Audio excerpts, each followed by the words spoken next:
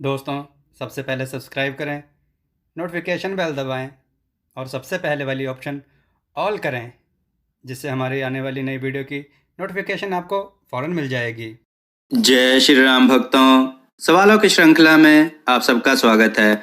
आज का प्रश्न है, माता वैष्णो किस पर्वत पर निवास करती हैं, उसका क्या नाम है? अपने उत्तर वीडियो में कमेंट करके अवश्य दें। चलिए आज की कथा श्रवण करते हैं। आज की कथा है दो हिरण दोस्त। आइए कथा श्रवण करें। किसी जंगल में हिरणों का झुंड रहता था। उन हिरणों के झुंडों में से दो हिरण एक दूसरे के बहुत ही गहरे मित्र थे। एक का नाम था कालू और दूसरे का नाम था लालू। लालू और कालू की दोस्ती देखकर सारे हिरणों को ईर्ष्या होती थी। वह चाहते थे कि इन दोनों की दोस्ती टूट जाए। वे किसी न किसी तरह उनकी दोस्ती को तोड़ना चाहते थे, मगर जिनकी दोस्ती सच्ची होती है वह किसी के कहने मात्र से नहीं टूटती। वह दोनों एक दूसरे की धड़कन थे। बचपन से ही इकट्ठे रहते आ रहे थे। लालू बहुत ही मेहनती था, लेकिन कालू थोड़ा आलसी था, मगर शांत और गंभीर था। कई बार उसके दोस्त लालू को अपने दोस्त पर काफी गुस्सा आता था। मैं हर रोज भोजन की खोज में दौड़ता हूँ, मगर मेरा दोस्त भोजन ढूंढने के बजाय केवल बैठे बैठे खाता है। लालू को कभी भी बुरा नहीं लगता था। वह उसे इतना प्यार करता था कि वह उसकी कमियों को भी भूल जाता था। एक दिन काफी वर्षा हो रही थी। कहीं भी भोजन नहीं मिल रहा था। कालू को बोला, आज तो भी भोजन ढूंढने की कोशिश करना। लेकिन शाम के समय पर जब कालू मुंह लटकाकर वापस लौटा तो अपने दोस्त पर उसे गुस्सा आया। गुस्सा करने पर भी लालू ने देखा कालू चुपचाप बैठा रहा, कुछ भी नहीं बोला। अचानक जब लालू ने उसके पैरों पर चोट के निशान देखे तो उसका सारा गुस्सा गायब हो गया। तूने मुझे क्यों नहीं बताया कि भोजन की तलाश करते करते तूने अपने पाँव में चोट लगा ली? कोई बात नहीं, तू चिंता मत कर। मुझे कुछ नहीं मिला है, पर मुझे तो थोड़ा सा मिला है। हम दोनों मिलकर इसे खा लेंगे। उसने अपने दोस्त के जख्मों पर मिट्टी खोदकर उसके चोट पर लगाई। लालू उसका लहू बहता नहीं देख सकता था। काफी दिनों तक कालू कहीं नहीं जा सका। सारे के सारे हिरण लालू को कहते, तुम्हारा दोस्त किसी न किसी दिन तुम्हें दगा देगा, तब तुम्हें पता चलेगा। तुम हमारी बात समझते ही नहीं। तुम तो निकले बुद्धू। वह तुम्हें दिखाने के लिए लहूलुहान होकर आया है। हमारे साथ में रहो। लालू बोला, मुझे तो मेरा दोस्त जैसा भी है वैसा ही ठीक है। जब कालू ठीक हो गया तो एक दिन दोनों फिर भोजन की तलाश में निकल पड़े। घर से निकले तो इकट्ठे थे। रास्ते में इतनी तेज आंधी तूफान आया तो दोनों रास्ता भटक गए। दोनों अलग अलग हो गए। जब तूफान थमा तो लालू को भोजन मिल गया था। वह जल्दी जल्दी अपने दोस्त को ढूंढने लगा। कालू उसे कहीं दिखाई नहीं दिया।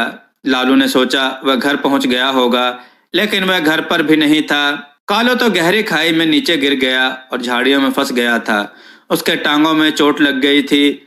अपने दोस्त के बिना लालू को अपना घर काटने को दौड़ रहा था। वह इधर उधर चक्कर काट रहा था।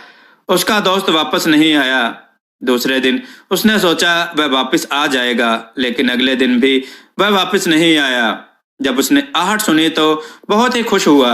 उसने सोचा शायद मेरा दोस्त घर आ गया है। उसे हर बार निराशा ही आत लगी। हिरणों के झुंड ने जब सुना तो वे बहुत ही खुश हुए। वे कहने लगे, मरो अकेले, हमने तुम्हें कितना समझाया था। तुम तो आंखें मूंद कर अपने दोस्त पर विश्वास करते थे। वह तो तुम्हें छोड़कर चला गया है और वह कभी नहीं वापस आएगा। उसे तो कोई और मित्र मिल गए होंगे।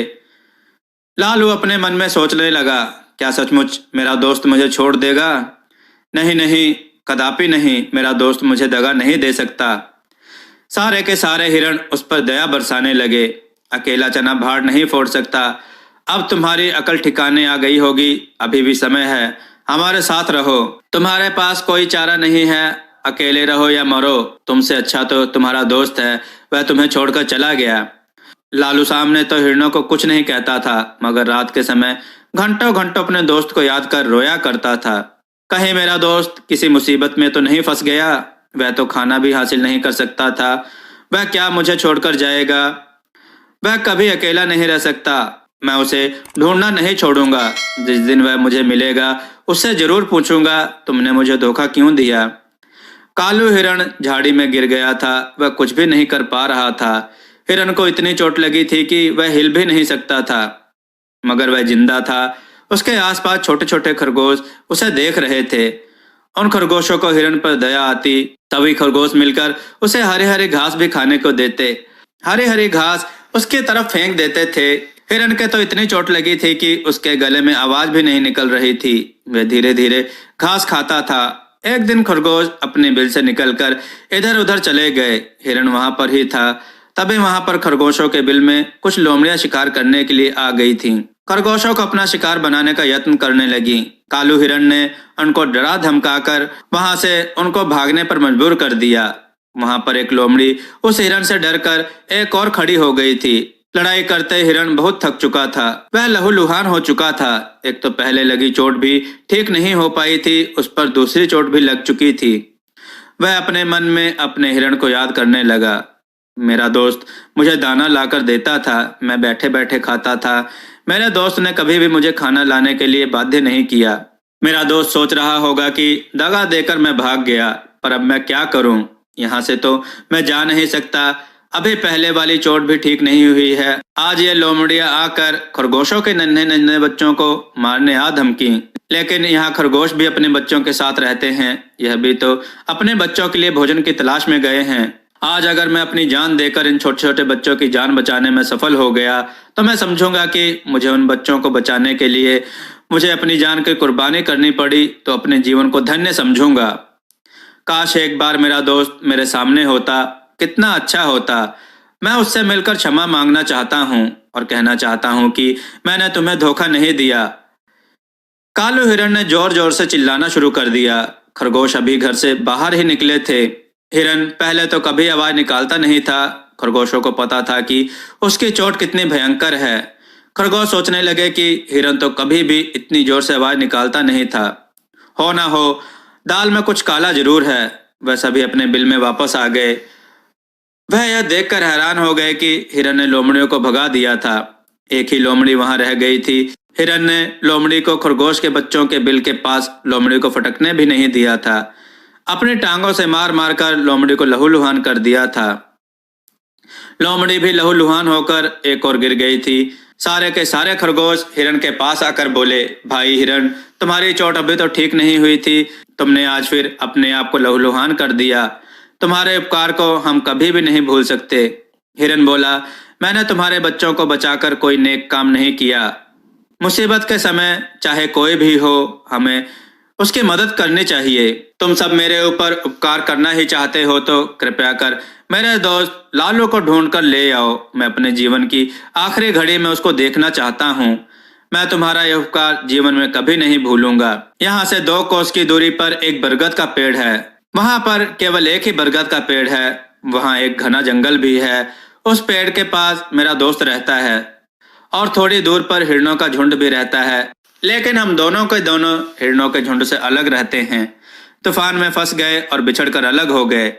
खरगोश बोले, हम तुम्हारे दोस्त को ढूंढ कर लाएंगे। वे सारे के सारे उसके दोस्त को ढूंढने निकल पड़े। दूसरे दिन भटकते भटकते उस जंगल में पहुंच गए। वहां पर उन्हें बरगद का पेड़ दिखाई दिया। वहां पर उन्हें हिरणों का झुंड भी दिखाई दिया। वे समझ गए कि वे ठीक स्थान पर पहुंच गए हैं। दूसरी तरफ एक हिरण बहुत ही मायूस होकर बैठा था। लगता था वह अपने दोस्त को बहुत ही याद कर रहा था। लालू अपने मन में सोच रहा था कि मेरा दोस्त कहीं मर तो नहीं गया। वह मुझे कभी धोखा नहीं दे सकता। उसे तभी अपने सामने आहट सुनाई दी। वह खुश होकर दौड़कर आया, लेकिन अपने सामने खरगोशों की फौज देखकर मायूस हो गया। खरगोशों का मुखिया बोला, क्या तुम ही ललुआ हिरण हो? हिरण बोला, तुम्हें मेरा नाम कैसे पता चला? तुम यहाँ क्या लेने आए हो? हमें तुम्हारे दोस्त ने भेजा है।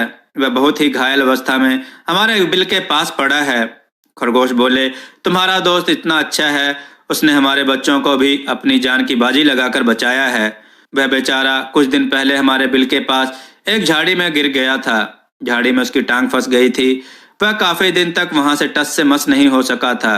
भूखा प्यासा ही रहता था। वह हमेशा लालू लालू करता रहता था। हमने एक दिन दया करके उससे पूछा कि ये लालू कौन है, तो उसने बताया कि वह लालू हिरण मेरा सबसे अच्छा दोस्त है। मैं उसके पास इस अवस्था में नहीं जा सकता। जब थोड़ा ठीक हो जाऊंगा तब जल्दी से उसके पास पहुंच जाऊंगा। हमें उस पर बहुत दया आई।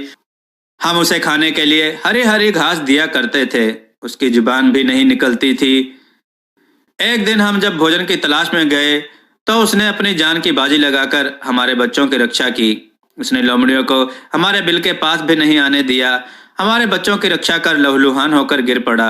वह अपने जीवन की अंतिम सांसें ले रहा है। उसने कहा, तुम अगर मुझ पर उपकार करना चाहते हो तो मेरे दोस्त को यहाँ लेकर आओ ताकि अपनी आखिरी सांसें अपने दोस्त की गोद में ले सकूं। जल्दी चलो भाई, वरना तुम्हारा दोस्त यूं ही तड़प तड़प कर मर जाएगा। हिरण पलक झपकते ही अपने दोस्त के पास पहुंचा। अपने दोस्त को इस अवस्था में देखकर बहुत रोया। बोला, मैं भी कितना निष्ठुर हूँ। तुझे ढूंढने की कोशिश करता तो तुम्हारी हालत ऐसी नहीं होती। मुझे अपनी दोस्ती पर शर्म आती है। मेरे दोस्त, अब मैं आ गया हूँ, तू डर मत, मैं तुझे जल्दी ठीक कर दूंगा। कालू बोला, मैं कभी भी तुम्हारे पास पहुंच नहीं सकता था, मुझे इतनी अधिक चोट लगी थी। कालू बोला, अच्छा, तुम मेरे जाने के बाद किसी और को दोस्त बना लेना। खरगोशों की ओर देखकर कहा, अच्छा दोस्तों, अलविदा। तुमने मुझे मेरे दोस्त से मिलवाकर मुझ पर बहुत ही बड़ा एहसान किया है। लालू बोला, दोस्त, तुम मर नहीं सकते। कालू बोला, मुझे वादा करो कि तुम मेरे जाने के बाद मायूस नहीं होगे। तुम्हें मेरी दोस्ती की कसम, मेरे मरने के बाद तुम्हारी आंखों से एक भी बूंद आंसू नहीं निकलने चाहिए। वादा करो मेरे दोस्त। मेरे पास वक्त बहुत ही कम है। जब तक तुम मुझसे यह वादा नहीं करोगे तब तक तुम्हारा दोस्त चैन से कभी नहीं मर पाएगा, यूं ही तड़पता रहेगा। कालू हिरण बोला, तुमने मुझे कसम देकर मेरा मुंह बंद कर दिया है, तुम्हें मैं कुछ नहीं होने दूंगा। लालू जब यह कह रहा था तो कालू उसकी गोद में था। कालू ने यह कहते कहते प्राण त्याग दिए। अलविदा मेरे दोस्त, अगले जन्म में फिर मिलेंगे। तुम हिरणों के झुंड में वापस चले जाना। लालू हिरण हिरणों के झुंड के पास आकर बोला, मेरी दोस्ती इतनी कच्ची नहीं थी। मेरे दोस्त ने मुझे मरते वक्त भी एहसास करवा दिया कि सच्ची दोस्ती इसी को कहते हैं। दोस्तों, आपको यह कथा कैसी लगी? अपने विचार और सुझाव कमेंट में जरूर दें। हमारी कथाओं को लाइक करें, हमारे चैनल को सब्सक्राइब करना ना भूलें। हमारी कथाओं को शेयर जरूर करें जिससे लोगों को अच्छा ज्ञान प्राप्त हो। जय श्री राम भक्तों।